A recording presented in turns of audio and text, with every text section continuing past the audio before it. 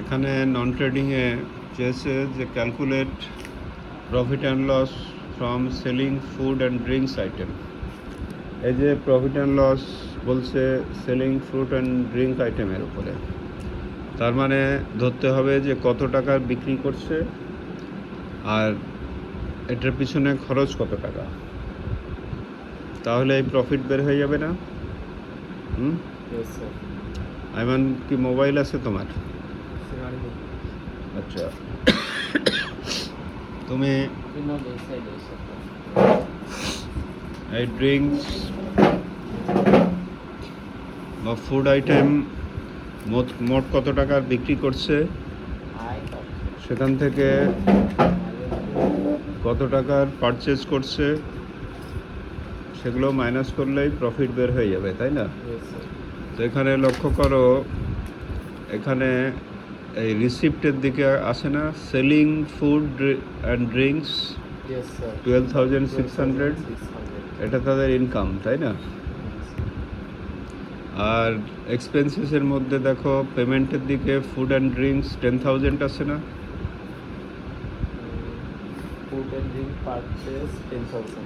এটা তাহলে তাদের এক্সপেন্স, খেয়াল রাখো। এবং আমাদের দেখতে হবে যে অ্যাডজাস্টমেন্টে কী কী ছিল। অ্যাডজাস্টমেন্টে ফুড অ্যান্ড ড্রিঙ্কস একটা স্টার্টিংয়ে ছিল 5,500 টাকার। এই যে শুধু শুরুতে যে ফুড অ্যান্ড ড্রিঙ্কস ছিল, এটা কি ওরা ফেলে দিছে না ব্যবহার করছে? ব্যবহার করার ফলে এদের ব্যয় কমছে না বাড়ছে? ব্যয় বাড়ছে। এটা খেয়াল রাখো। তার মানে এটা ওই যে 10,000 আছে না, 10,000 সাথে ওপেনিংয়ের টাকা যোগ হবে যেহেতু ব্যবহার করছে। তারপরে আরও অ্যাডজাস্টমেন্ট যদি চেক করো তাহলে আর কোথাও কিছু বলা আছে। দেখো নাম্বার 4 অ্যাডজাস্টমেন্টে গিয়ে বলছে unpaid food and drinks 2,000। Unpaid থাকার ফলে এটাও এক্সপেন্স, তাহলে এটা দিয়েও তাদের ব্যয় বাড়ছে না? তাহলে দেখো নিচে উত্তর যেটা করা আছে, এখানে টোটাল সেল করলো, তার সাথে ওপেনিংয়ের ফুড আইটেম পারচেজ আর পারচেজ অন অ্যাকাউন্ট মানে যেটা ডিউ আছে যোগ করে তো তোদের স্যাক্রিফাইস হচ্ছে 17,500 টাকা। এখানে ঘর যেরকম আছে এইভাবে লিখবা। এখন ধরো যারা পড়াশোনা না করে তারা লিখবে by food and drink we can achieve energy. বুঝছো? এসব উত্তরও খাতায় পাওয়া যায়। এরকম না লিখে এসব বক্স করে ডাইরেক্ট কথা লিখতে হবে যে প্রথমে সেল কত আছে, সেলের টাকা থেকে তোমার কস্ট অফ গুডস সোল্ডই বলো, আর এই খাবারের জন্য তাদের টোটাল খরচ কত, 17,500 না? এটা মাইনাস করলেই কি হচ্ছে, লস বের হচ্ছে তাদের। ওসমান, কোনো কোয়েশ্চেন থাকলে বলো। এটা বুঝতে পারলা কেন? না, লসে থাকলেও যখনই লস লিখবা তখনই আর ব্র্যাকেট ব্যবহার করা যাবে না, কারণ লস তোমার এই টাকাটা না,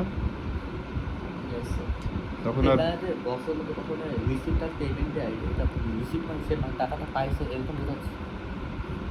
রিসিপ্টের দিকে যেটা আছে সেল করে ওই টাকাটা পাইছে,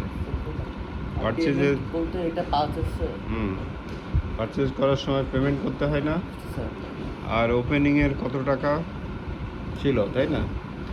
ওপেনিংয়ের কিছু ফুড ছিল, ওই ফুডগুলো কি ফেলে দিবে না ব্যবহার করছে? ব্যবহার যেহেতু করছে এটাও তাদের স্যাক্রিফাইস। এই এক নাম্বার অ্যাডজাস্টমেন্টে স্যালারি 1,500 টাকা পেড করা হয়েছে, কিন্তু ওই কারেন্ট ইয়ারটা দেওয়া হয়নি। এখন এটা কী করবো? মানে দেওয়া হয়নি যেহেতু দিতে হবে, তার মানে এটাও এক্সপেন্স। আর যেটা দেওয়া হয়েছে ওইটা তো আর কাউন্ট করা যাবে না। ওটা তো এক্সপেন্স আছেই, যেটা পেড করছে ওটা তো এক্সপেন্স, আবার আনপেডও এক্সপেন্স। আবার শুরুতে যে ফুড ছিল সেটাও কি এক্সপেন্স না?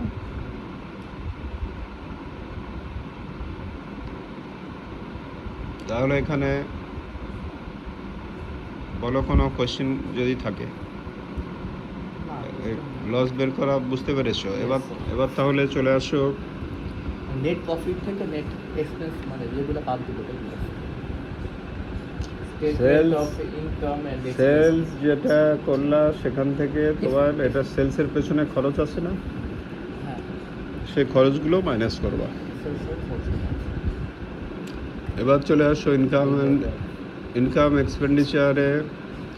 এখানে এন্ট্রেন্স ফি এক ধরনের ইনকাম, কিন্তু অ্যাডজাস্টমেন্টে কিছু বলছে কিনা দেখো এন্ট্রেন্স ফি নিয়ে। এখন কারেন্ট ইয়ারের ইনকাম বের করবেন, কারেন্ট ইয়ারের এক্সপেন্স বের করবেন। হুম